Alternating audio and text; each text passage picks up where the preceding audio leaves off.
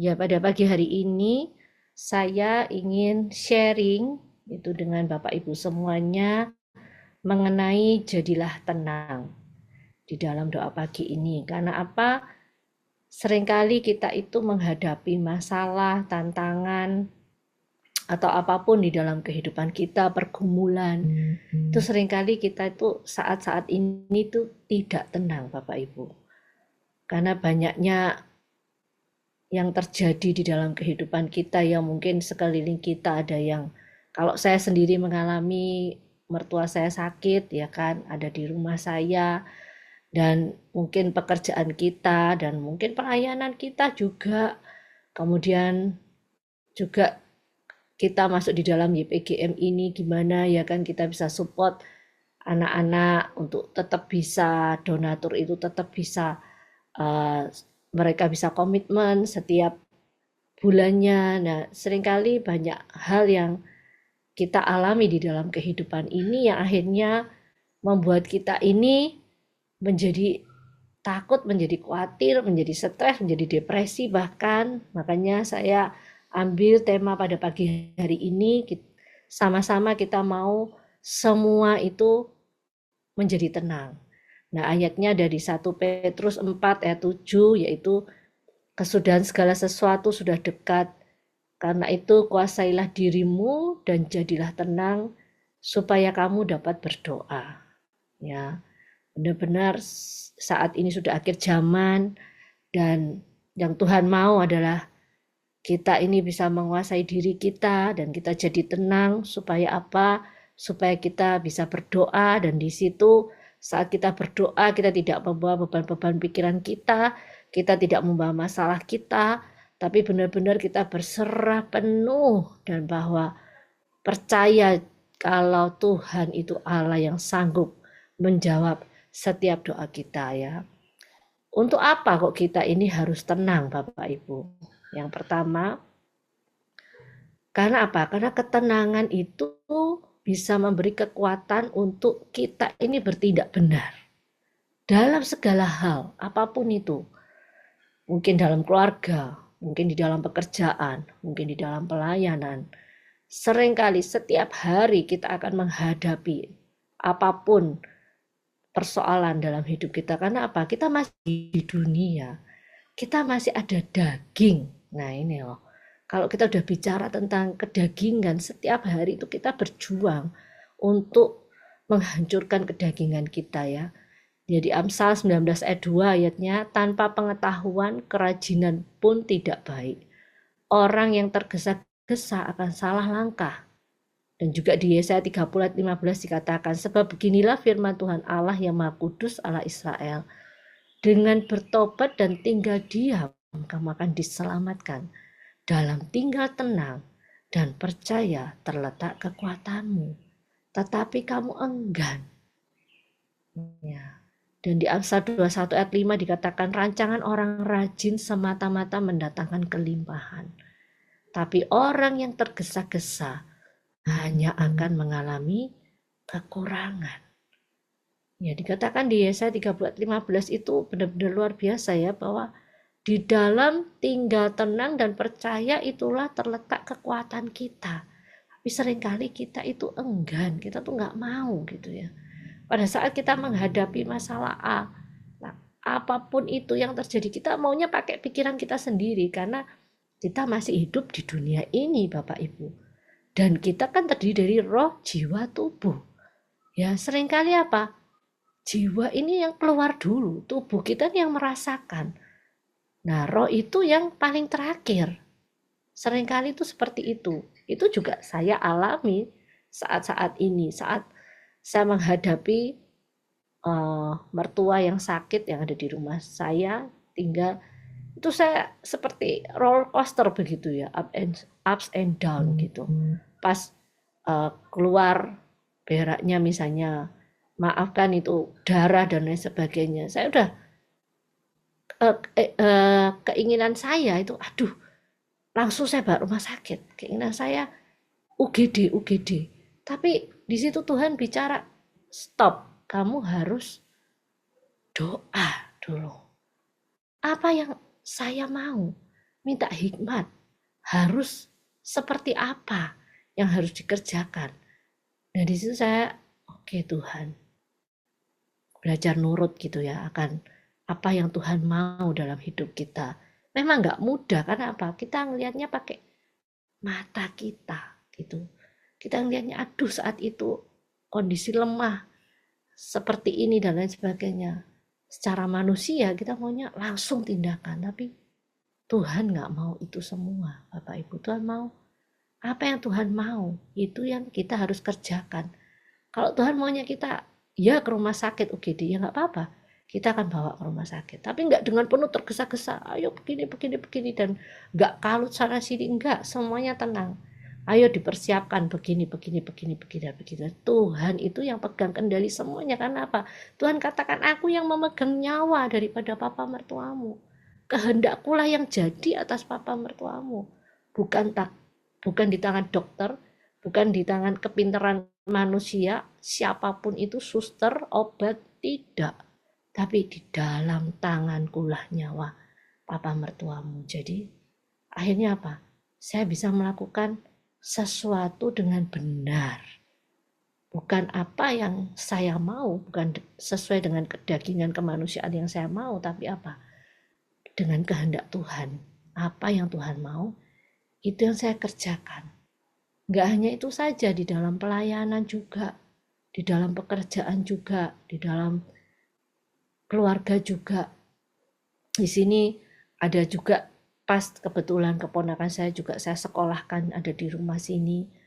Dia mengalami banyaknya trauma-trauma masa lalu, kekerasan dari orang tuanya di masa lalu. Itu nggak mudah Bapak Ibu ya. Tapi saya percaya setiap hari saya terus minta tuntunan Roh Kudus. Kita tuh nggak bisa mengandalkan kita sendiri, nggak bisa. Hanya kita bisanya apa? Tenang, kita berdoa. Sehingga itulah Tuhan kita yang sanggup memberi kekuatan untuk bisa kita ini bertindak benar. Jangan gegabah, apapun itu. Banyak hamba Tuhan, saya sih nggak menyalahkan hamba Tuhan ya, hamba Tuhan satu dengan yang lain itu berbeda-beda. Dan Tuhan tuh memberkati hamba Tuhan juga berbeda-beda juga. Tergantung dari iman mereka, tergantung dari gimana mereka rajin, mereka dekat dengan Tuhan, mereka mendapatkan hikmat Tuhan seperti apa. Ada hamba Tuhan yang saya kenal, begitu kebetulan dia ada di tempat yang kota kecil ya, daerah kecil gitu, bukan yang di daerah kota. Dan dimana seringkali dia selalu katakan, Bu saya kurang ini, kurang itu. Bu anak saya sakit, di foto anaknya sakit. Saya kurang biaya ini, BPJS saya kurang sekian, ini sekian. Saya sampai dalam hati saya sudah pernah membantu sekali, 2 kali. Itu terus, hampir tiap minggu itu seperti itu. Sampai saya katakan, Pak, saya ini juga memiliki pergumulan sendiri yang juga berat.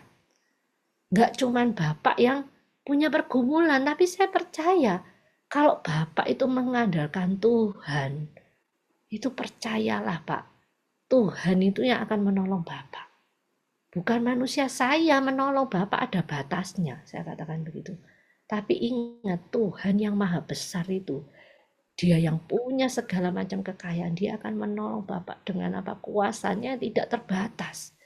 Jadi mohon maaf, saya katakan pas saya nggak ada, ya saya katakan saya nggak ada saat ini. Gitu loh. Tapi yang saya ada, saya bantu Bapak untuk berdoa. Saya percaya pertolongan Tuhan pasti terjadi dalam hidup Bapak. Saya katakan begitu. Hanya, oh iya Bu, minta maaf ya Bu ya. Begini, begitu.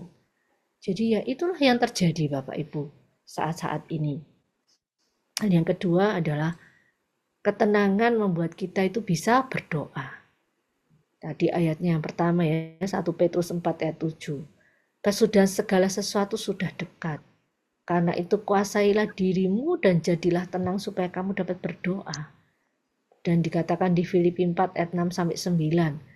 Janganlah hendaknya kamu khawatir tentang apapun juga, tetapi nyatakanlah dalam segala hal keinginanmu kepada Allah dalam doa dan permohonan dengan ucapan syukur. Bahkan damai sejahtera Allah yang melampaui segala akal akan memelihara hati dan pikiranmu dalam Kristus Yesus.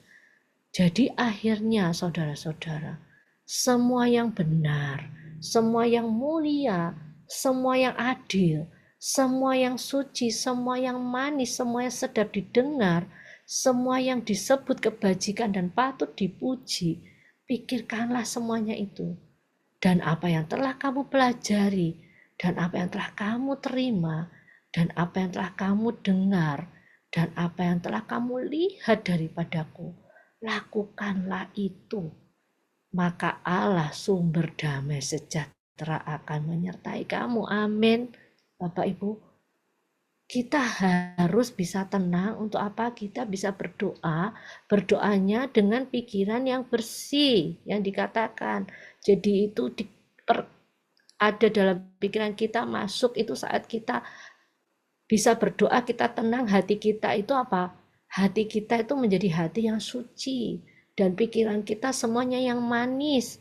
Perkataan kita pun sedap didengar, yang mulia, yang benar. Saat kita berdoa, posisi kita itu harus jadi orang yang benar, yang suci, yang manis perkataan kita. Semua itu yang disebut kebajikan itu, pikirkan semuanya itu. Bukan apa yang untuk menjadi keinginan kita, daging kita, tapi biarlah kehendak Tuhan yang jadi dalam hidup kita. Jadi saat kita berdoa, kita nggak memikirkan diri kita sendiri. Sekarang ini coba Bapak Ibu mulai renungkan, itu bisa berdoa dengan mendoakan orang lain. Bahkan apa? Mendoakan kebutuhan orang lain. Tidak hanya kebutuhan kita sendiri. Seringkali kita itu menjadi manusia yang egois. Apa-apa maunya diri kita, apa-apa maunya diri kita. Coba sekarang kita tenang, kita berdoa. Nah, apa yang Tuhan mau? Minta kepada Bapak, apa yang kau mau aku lakukan dalam hidupku? Apakah kau ingin aku berdoa untuk si A, untuk si B, untuk si C, untuk YPGMI misalnya. Aku berdoa untuk para donatur, aku berdoa untuk anak-anak, orang tuanya, semuanya. Seringkali saya mendoakan mereka semua, supaya apa? Supaya mereka diberkati. Mereka diberkati untuk apa? Untuk jadi berkat, Bapak Ibu. Bukan untuk diri kita sendiri. Berkat itu cuma titipan dari Tuhan. Ya. Jadi yang saya mau adalah kita belajar, naik level.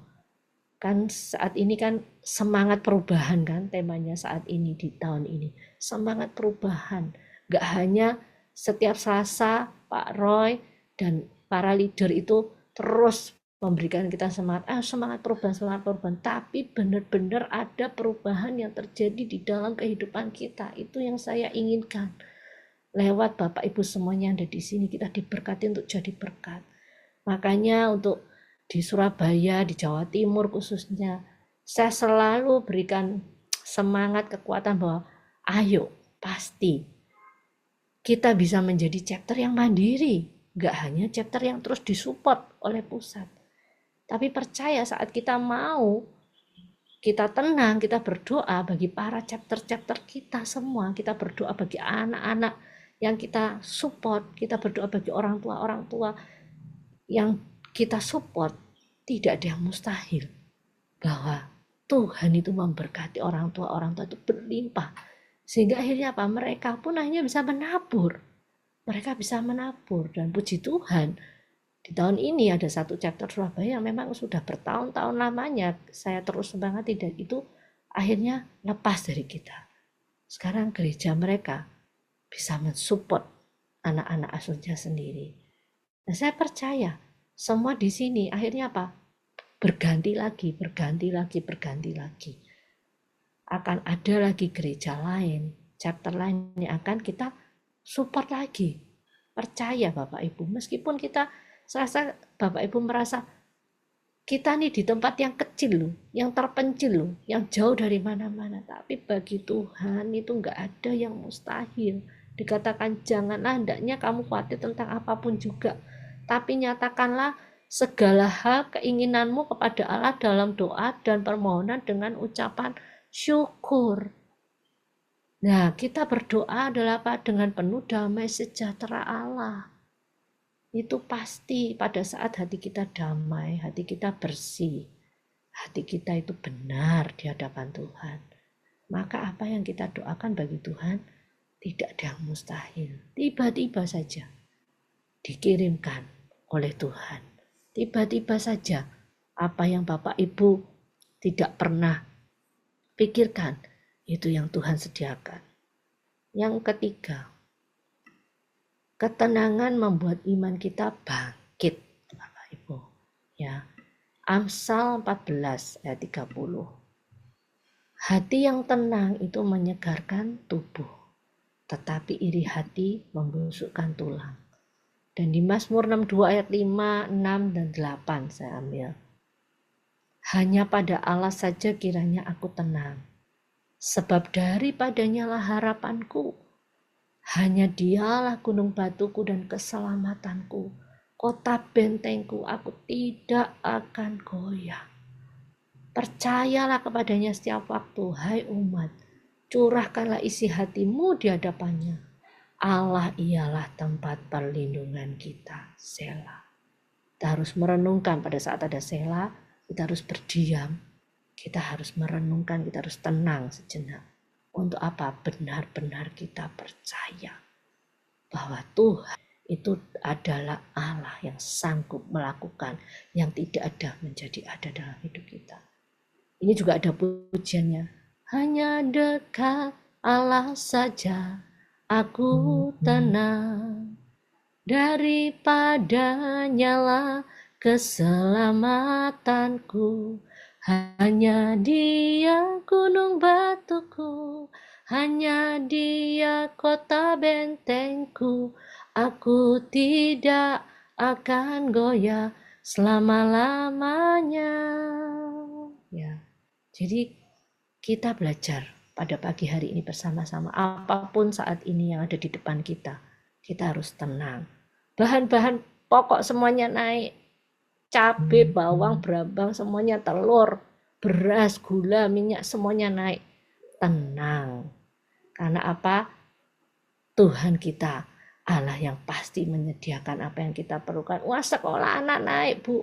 Buku-buku naik, alat tulis naik, semuanya ini serba naik. Tidak ada yang murah saat ini. Tenang bahwa apa? Tuhan yang pasti mencukupkan, Tuhan yang pasti memberikan. Gereja saya, Bu, butuh renovasi. Di sana sini bocor. Ini musiknya perlu juga diperbaiki. Tenang, Bapak Ibu. Tuhan pasti akan memberikan, mencukupkan semuanya, kebutuhan apapun, apalagi untuk pelayanan, apalagi untuk kerajaan sorga. Pasti Tuhan yang besar itu ada di depan kita. Kita tidak akan goyah untuk selama-lamanya, ya. Dan dikatakan ada saat iman kita bangkit, itu berarti tubuh kita menjadi kuat. Itu berarti apa? Kita sehat. Tidak ada sakit penyakit di dalam tubuh kita.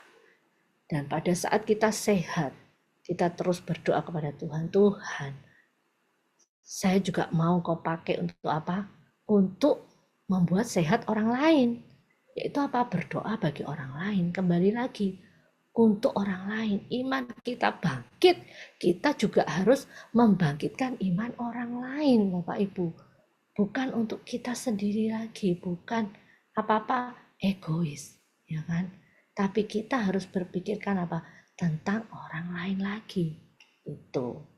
Ya, percaya pada pagi hari ini Bapak Ibu semua hamba-hamba Tuhan yang ada di sini semuanya, para pengusaha juga, itu siap dipakai Tuhan dengan luar biasa.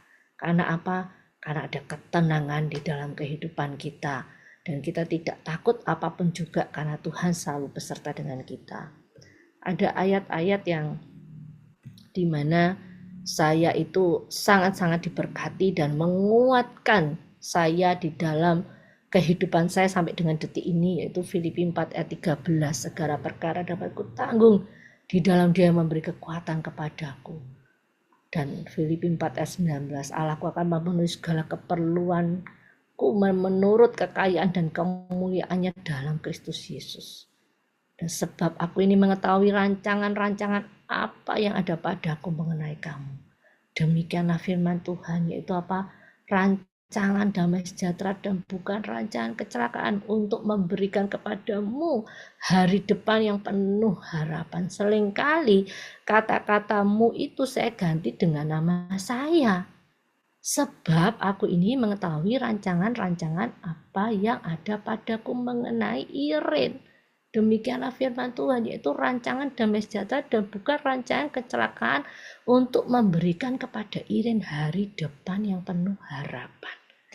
Supaya apa? Saya lebih dikuatkan.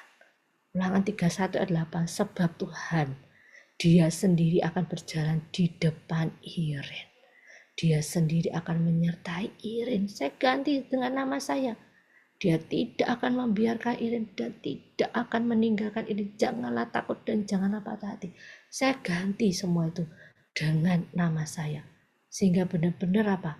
Firman itu nyata, digenapi dalam hidup kita. Saya percaya bahwa apapun yang terjadi, pasti Tuhan itu membuat kita tidak goyah, bahkan membuat kita apa? Makin hari makin kuat, makin hari makin kuat. Untuk apa? Untuk hormat kemuliaan nama Tuhan itu dinyatakan dalam hidup kita. Dan di sini juga ada kata-kata sabar, adalah ketenangan hati saat menghadapi cobaan. Tidak gerusa-gerusu gitu ya, sabar itu. Menghadapi apapun juga sabar. Jangan emosi nomor 1. Jangan kemarahan nomor 1, tapi harus kesabaran yang nomor 1. Ya, karena di situ apa? Itu adalah kunci untuk kita bisa tenang saat menghadapi cobaan. Dan di Mazmur 55 ayat 23 apa? Serahkanlah khawatirmu kepada Tuhan, maka Ia akan memelihara engkau. Tidak untuk selama-lamanya dibiarkannya orang benar itu goyah. Amin. Segala kekhawatiran, ketakutan kita mulai detik ini, mulai menit ini, serahkan semua kepada Tuhan. Dan pasti percaya Tuhan yang akan memelihara kita semua. Dan yang terakhir, ada satu statement yang saya sangat-sangat diberkati pada pagi hari ini. Lihat sekelilingmu, itulah karunia Tuhan. Perhatikanlah semua yang saat ini kamu miliki. Itulah berkat Tuhan. Nah sekarang lihatlah ke cermin. Itulah engkau Bapak Ibu, milik kesayangan Tuhan. Kalau engkau, kita semua itu kesayangan Tuhan. Kita itu jadi biji matanya. Dan tidak akan pernah sedetik pun Tuhan meninggalkan kita. Apapun yang terjadi, kita terus akan dipegang dengan tangan kanannya Tuhan. Untuk apa? Untuk kita menerima kemenangan demi kemenangan. Dan pada akhirnya kita akan menjadi lebih daripada pemenang.